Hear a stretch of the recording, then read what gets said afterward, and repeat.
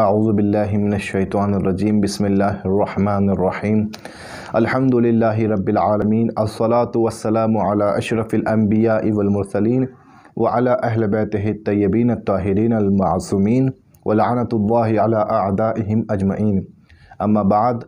ناظرین اکرام السلام علیکم ورحمۃ اللہ۔ آمادگی ظہور آن لائن کلاسز کی جانب سے جو رمضان اسپیشل کلاسز کا انعقاد کیا جا رہا ہے، آج اس کا چھٹا دن ہے۔ کل ہم نے سحری کے متعلق گفتگو کی تھی اور آج ہم افطاری کے متعلق گفتگو کریں گے۔ سب سے پہلے ہم اس بات کو آج بتائیں گے کہ افطار دوسرے مومن کو کرانے کا ہمارے یہاں کیا ثواب بیان کیا گیا ہے، اور انشاءاللہ کل کی گفتگو میں بتائیں گے کہ خود افطار کے وقت ایک مومن کا کیا فریضہ ہے، کون سی دعاؤں کو پڑھنا چاہیے، افطار کے وقت کن دعاؤں کو مانگنا چاہیے اور کن اعمال کو انجام دینا چاہیے۔ تو آج ہم بتائیں گے کہ ایک مومن کا دوسرے مومن کو افطار کرانے کا کیا ثواب ہے۔ خود ہمارے یہاں عام طور پر بھی ایک مومن دوسرے مومن کو اگر کھانا کھلائے عام دنوں میں بھی تو اس کا بے انتہا ثواب بیان کیا گیا ہے، اگرچہ کہ یہ ماہ رمضان ہے، اس میں ہر عمل کا ثواب بڑھ جاتا ہے، ہر عمل کا ثواب اس میں کئی گنا زیادہ ہو جاتا ہے۔ تو پھر اگر اس مہینے میں کوئی کسی بندے مومن کو افطار کرائے تو اس کو پروردگار سوچیے کتنا ثواب عطا کرے گا۔ رسول خطبہ شعبانیہ میں ارشاد فرماتے ہیں، ایھا الناس من فطر منکم صائما مؤمنا فی ھذا الشہر کان لہ بذالک عند اللہ عتق رقبۃ۔ اے لوگو آگاہ ہو جاؤ، اگر کوئی تم میں سے اس مہینے میں کسی بندے مومن کو افطار کرائے تو اس کا کیا ثواب ہے؟ اس کا ثواب یہ ہے، عند اللہ عتق رقبہ، اس کا ثواب یہ ہے کہ جیسے اس نے اللہ کی راہ میں ایک غلام آزاد کیا ہو، یعنی ایک مومن کو روزہ افطار کرانے کا ثواب ایک غلام کو آزاد کرنے کے ثواب کے برابر ہے۔ غلام کو آزاد کرنا کوئی عام بات نہیں ہوتی تھی، غلام کو آزاد کرنا ایک بہت بڑی بات ہوتی تھی۔ اس زمانے میں ہر کوئی یہ کام انجام نہیں دے سکتا تھا غلاموں کو آزاد کرانے کا، لہٰذا رسول خدا نے غلام آزاد کرانے کے ثواب کے برابر کسی مومن کو افطار کرانے کا ثواب بتایا۔ غلام آزاد کرانا یعنی اس کو ایک زندگی دینا۔ غلام کے پاس زندگی کیا ہوتی تھی؟ غلام اپنے مالک کی غلامی میں زندگی گزر کرتا تھا، اپنے مالک کے لیے زندگی بتاتا تھا، اس کی خدمت کرتا تھا۔ کوئی آتا تھا اور پیسہ خرچ کر کے اس غلام کو آزاد کرا لیتا تھا کہ بھائی جاؤ اب اپنی زندگی آزاد طریقے سے جیو، اللہ نے تمہیں آزاد پیدا کیا ہے، اور پھر پوری زندگی وہ آزادانہ جیتا تھا۔ تو رسول نے یہی فرمایا کہ یہ ثواب اس کو ملے گا غلام آزاد کرانے کا کہ جو کسی بندہ مومن کو افطار کرائے۔ اور فقط یہی بات نہیں رکی، اللہ کے رسول فرماتے ہیں وَمَغْفِرَةٌ لِمَا مَضَى مِن ذُنُوبِهِ، اور دوسرا ثواب یہ ہے کہ جو افطار کرا رہا ہے کسی مومن کو، اللہ اس کے گناہوں کی مغفرت عطا کرے گا اسے۔ جو گناہ اس نے انجام دیے ہیں ماضی میں، اللہ ان گناہوں کو معاف کر دے گا۔ ایک غلام آزاد کرانے کا ثواب اپنی جگہ اور گناہوں کی معافی اپنی جگہ، یہ دو ثواب رسول خدا نے اس خطبے میں کس کے بیان کیے کہ جو کسی بندے مومن کو افطار کرائے۔ افطار کا اتنا ثواب ہے، لیکن ہمارے یہاں افراط و تفریط نہ ہو، اس کا انتظام پہلے ہی رسول کر گئے۔ اس زمانے میں بھی ظاہراً یہ چیزیں ہوتی ہوں گی، آج کے زمانے میں ہم زیادہ دیکھتے ہیں۔ اگر ہم آج کے زمانے میں افطار کا تصور کرتے ہیں یا کسی دعوت کا تصور کرتے ہیں تو ہمیں فقط اور فقط مہنگی دعوتیں نظر آتی ہیں۔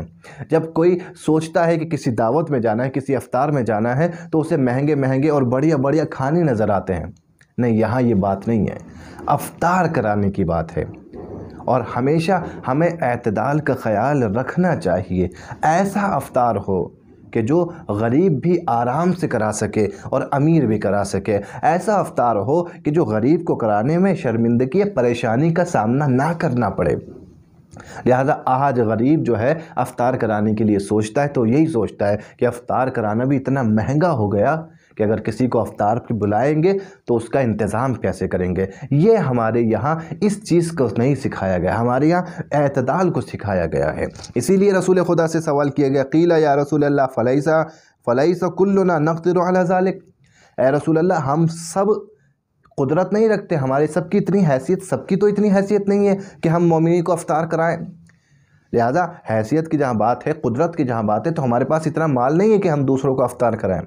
تو رسول خدا نے 1400 سال پہلے بتا دیا کہ یہ نہ سوچو کہ اگر ہم کسی کو افطار کرا رہے ہیں تو اچھے اچھے کھانے بنا کر ہی افطار پہ بلائیں، بڑھیا بڑھیا پھل فروٹ ہونے چاہیے تبھی افطار پہ بنائے، اور اگر دسترخوان پہ 10-15 قسم کی غذائیں اور نعمتیں نہیں ہیں تو وہ افطار مکمل نہیں ہوتا۔ ایسا نہیں ہے۔ رسول خدا نے فرمایا فقالا اتقوا النار، رسول نے فرمایا ڈرو اللہ سے، جہنم سے ڈرو، ایسی باتیں نہ کرو۔ پھر فرمایا وَلَوْ بِشِقِّ الثَّمَرَةِ، یعنی ایک آدھی کھجور کے ذریعے سے تو افطار کرا سکتے ہو۔ نہیں دے سکتے تم اچھا کھانا، یا تم مثلا دسترخوان پہ ضروری نہیں ہے کہ کئی قسم کی نعمتیں لگاؤ، بندے مومن کو بلاؤ اور بلانے کے بعد ایک کھجور کے دانے سے ان کو افطار کراؤ، اس کے بدلے میں بھی اللہ وہی ثواب دے گا تمہیں۔ اللہ کے ثواب کی کمی نہیں ہے، اللہ نیتوں کو دیکھتا ہے۔ یہ نہ ہو کہ انسان اگر بریانی کی دیگیں بنوائے گا تبھی افطار ہو پائے گا، نہیں، اگر ایک کھجور خلوص نیت سے کسی بندے مومن کو دے دے تو وہ افطار اللہ کے یہاں قابل قبول ہے۔ لیکن اگر دیگوں کی دیگیں مسجد میں پہنچا دے لیکن خلوص نیت دل میں نہ ہو، بلکہ دل میں یہ نیت ہو کہ میرا نام ہو جائے، وہ افطار خدا کے قبول نہیں ہے۔ وہ نیتوں کو دیکھتا ہے۔ اسی لیے رسول نے فرمایا ایک خرمے کے ذریعے تو افطار کرا سکتے ہو، اتقوا النار، جہنم سے ڈرو، وَلَوْ بِشَرْبَةٍ مِّنَ اللَّهِ وَلَوْ بِشَرْبَةٍ مِّنَ الْمَاءِ، پانی کے شربت سے تو افطار کرا سکتے ہو۔ اب کوئی بندہ مومن یہ نہیں کہے گا کہ میں اس پر بھی قدرت نہیں رکھتا کہ پانی کی شربت سے افطار کراؤں یا کھجور سے افطار کراؤں۔ تو رسول خدا نے بتایا کہ تمہاری نیتیں پاک ہونی چاہیے، کم یا زیادہ خدا نہیں دیکھتا، خدا نیتوں کو دیکھتا ہے۔ لہٰذا افطار میں بھی انسان کے اعتدال ہونا چاہیے کہ غریب بھی اگر افطار کرائے تو اسے کسی مشکل یا پریشانی کا سامنا نہ کرنا پڑے۔ یہ رسول خدا کی حدیث۔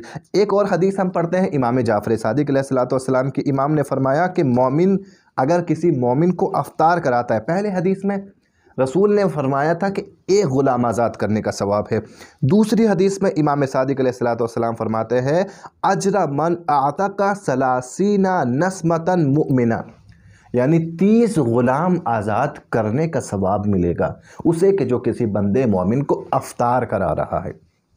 یعنی اور زیادہ ثواب امام جعفر صادق علیہ السلام نے بیان کیا ہے۔ وَكَانَ لَهُ بِذَلِكَ عِنْدَ اللَّهِ دَعْوَةٌ مُسْتَجَابَةٌ، یہ نقطہ قابل توجہ ہے، یعنی 30 غلام آزاد کرنے کا ثواب ملے گا اور اس کی ایک دعا مستجاب ہوگی، ایک دعا مستجاب ہوگی۔ جیسے ہمارے یہاں کہتے ہیں کہ ہمارے یہاں بہت سے اس طریقے کی چیزیں پائی جاتی ہیں کہ بھائی مثلاً کچھ لوگوں کا عقیدہ ہوتا ہے کہ فلک کنویں کے پاس جاؤ، اس میں 1 روپے کا سکہ ڈالو یا کچھ چیز ڈالو تو آپ کی وش پوری ہوتی ہے، جبکہ اس میں کوئی حقیقت نہیں ہوتی۔ لیکن یہاں حدیث ہے، امام کہہ رہے ہیں کہ ایک وش پوری ہوگی، آپ کی ایک دعا پوری ہوگی۔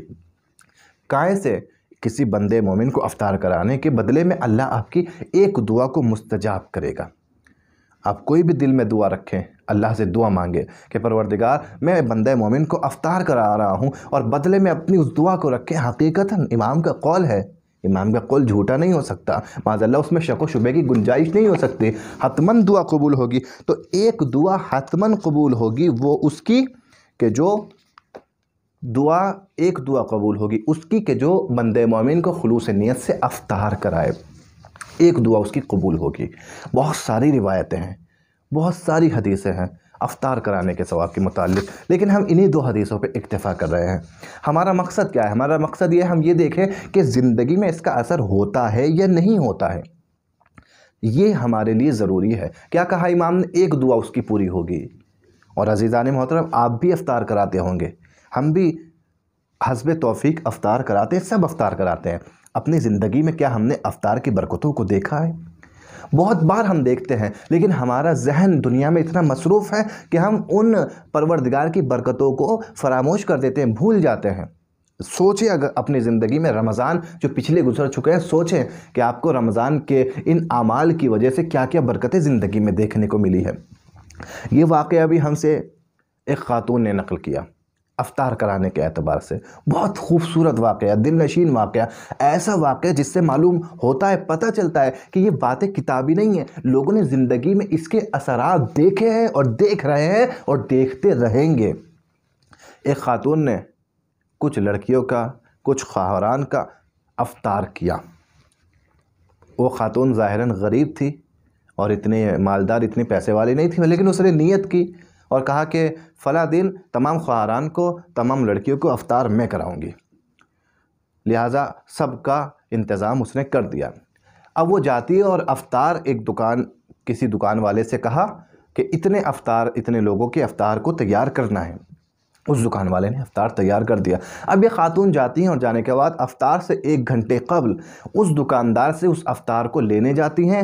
اب جب یہ پیسہ دیتی ہیں تو دکاندار کہتا ہے کہ آپ کا پیسہ کم ہے، اتنے پیسے اور لے کے آئیے تب افطار لے کے جائیے گا۔ اب یہ خاتون کہتی ہے کہ میرے پاس اتنے ہی پیسے ہیں، باقی پیسے بعد میں لے لینا، لیکن ابھی روزے دار منتظر ہیں میرے روزہ کھولنے کے لیے، لہٰذا میں ان تک پہلے اس افطار کو پہنچا دوں تاکہ روزہ کھولیں، بعد میں آپ پیسے لے لینا۔ مگر دکاندار نہیں مانا، اس نے کہا پہلے پیسے لے کر آئیے، بعد میں آپ افطار لے کے جائیں۔ بڑی پریشان ہوئی، بڑی پریشانی کے عالم میں خدا کو پکارا، امام زمانہ کو پکارا، جس طریقے سے بھی دعا کر سکتے دیکھی۔ اسی اثنا میں انہوں نے دیکھا کہ ایک شخص وہاں پر آئے، اور آنے کے بعد اس دکاندار سے کہا کہ میں ان کے بدلے میں یہاں پر کھڑا ہو جاتا ہوں ان کی ضمانت میں، تم انہیں افطار لے کے جانے دو، یہ افطار دے کے اپنے گھر سے باقی پیسہ لے کے آئیں گی تب میں یہاں سے جاؤں گا، اس سے پہلے میں یہاں سے نہیں جاؤں گا۔ دکاندار راضی ہو گیا کہ بھائی ٹھیک ہے۔ اب وہ خاتون جاتی ہیں اور جانے کے بعد افطار کو پہلے افطار کو جا کے روزے داروں میں تقسیم کر دیتی ہیں، پھر اس کے بعد میں گھر پہ جاتی ہیں تاکہ بچے ہوئے باقی پیسے لیں اور دکاندار کو دے دیں، لیکن جب گھر پہ دیکھتی ہیں تو گھر پہ انہیں اور کوئی پیسہ نظر نہیں آتا کہ جو دکاندار کو دے سکے۔ شرمندہ ہوتی ہیں، لیکن سوچتی ہے کہ کم سے کم میں چلی جاؤں، تھوڑی ریکویسٹ کروں گی، تھوڑی سی مہلت مانگوں گی تو وہ بھی بیچارہ بندہ خدا کھڑا ہوگا میری ضمانت پہ، اس سے بھی معافی مانگوں گی۔ اس نیت سے یہ آتی ہیں دکان پر واپس کہ کم سے کم کچھ دنوں کی مہلت تو مانگ لو، اب میرے پاس پیسہ تو ہے نہیں، لہٰذا کوئی تو راہ حل نکلے گا۔ مگر جیسے ہی یہ دکان پر آتی ہیں تو دیکھتی ہیں کہ وہ شخص جو ان کی ضمانت میں کھڑا ہوا تھا وہ ہے ہی نہیں، وہ جا چکا ہے۔ ایک خاتون دکاندار سے پوچھتی ہیں کہ بھائی وہ شخص جو ہماری ضمانت میں کھڑا تھا وہ کہاں گیا؟ کہا وہ جیسے ہی آپ یہاں سے گئیں تو جتنا پیسہ بچا تھا وہ اس نے ہمیں دیا اور وہ بھی چلا گیا، لہٰذا اب آپ کا کوئی پیسہ بچا نہیں، جتنا پیسہ تھا اس نے وہ دے دیا۔ یہ خاتون کہتے ہیں کہ آپ پہچانتے تھے کون تھے؟ کہا نہیں ہم نہیں پہچانتے تھے، اجنبی تھے، ہم نے بھی یہاں کبھی نہیں دیکھا۔ اچانک سے ان کے دماغ میں، اچانک تو ان کے ذہن میں آیا کہ شاید خدا کی طرف سے کوئی مدد ہو، شاید خود میرے وقت کے امام نے کسی کو بھیجا ہو، یا خود آئے ہو میری امداد کے لیے، کچھ بھی ہو سکتا ہے۔ لیکن یہ اثر تھا، یہ خالص نیت کا اثر تھا کہ جو انہوں نے اپنی زندگی میں مشاہدہ کیا تھا اور دیکھا تھا، اس کا اثر بھی ہوا۔ ایک یہ اثر تھا، اور جب انہوں نے اس واقعے کو نقل کیا تو اس واقعے کو نقل کرنے کے بعد میں جو ان کی زندگی میں اثر ہوا، خود لوگ ان کا احترام کرنے لگے، اسی وجہ سے کہ یہ مورد عنایت قرار پائی ہیں، ان کے اوپر خدا کی عنایت ہوئی ہے، امام زمانہ کی عنایت ہوئی ہے ان کے اوپر۔ لوگوں نے ان کو احترام کی نگاہ سے دیکھنا شروع کر دیا، لوگوں کی نظر میں ان کی عزت و منزلت اور زیادہ بڑھ گئی، یہاں تک بڑھ گئی کہ وہ غریب تھیں اور کسی خاتون نے کہ جو اللہ نے جن کو نوازا تھا، ان خاتون نے ان سے یہ کہا کہ یہی واقعہ مؤثر ہوا اور اثر انداز ہوا، اور اس نے میرے دل میں یہ بات ڈالی ہے، خدا نے میرے دل میں یہ بات ڈالی ہے کہ میں آپ کی بیٹی کی شادی کی ذمہ داری کو قبول کروں گی، اور جتنا بھی خرچہ ہوگا آپ کی بیٹی کی شادی میں وہ میں خرچہ دوں گی۔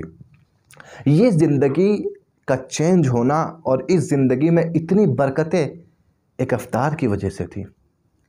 ہم بعض اعمال کو بہت مختصر نظر سے دیکھتے ہیں، وہ مختصر نہیں ہوتے، وہ معمولی نہیں ہوتے، اس میں کتنی برکتیں چھپی ہوتی ہیں، کتنی برکتیں پوشیدہ ہوتی ہیں۔ ہم اگر دیکھنا چاہیں ہماری زندگی بعض موقعوں پر انہی چھوٹے چھوٹے اعمال کی وجہ سے تبدیل ہو سکتی ہے۔ لہٰذا عزیزو ان اعمال کو ہمیں جدیت کے ساتھ انجام دینا چاہیے، خلوص نیت ہونا ضروری ہے۔ خلوص نیت ہو تو ایک کھجور بھی اللہ افطار کے عنوان سے قبول کر لیتا ہے۔ خلوص نیت پروردگار سے دعا ہے کہ پروردگار ہمیں بھی ان اعمال کو انجام دینے کی توفیق عطا فرما۔ پروردگار بحق محمد وآل محمد ہمارے لیے بھی وہ رحمتیں، ہمیں بھی وہ رحمتیں اور برکتیں عطا فرما کہ جو تو اس مہینے میں اپنے نیک اور خاص بندوں کو عطا کرتا ہے۔ والسلام علیکم ورحمۃ اللہ وبرکاتہ۔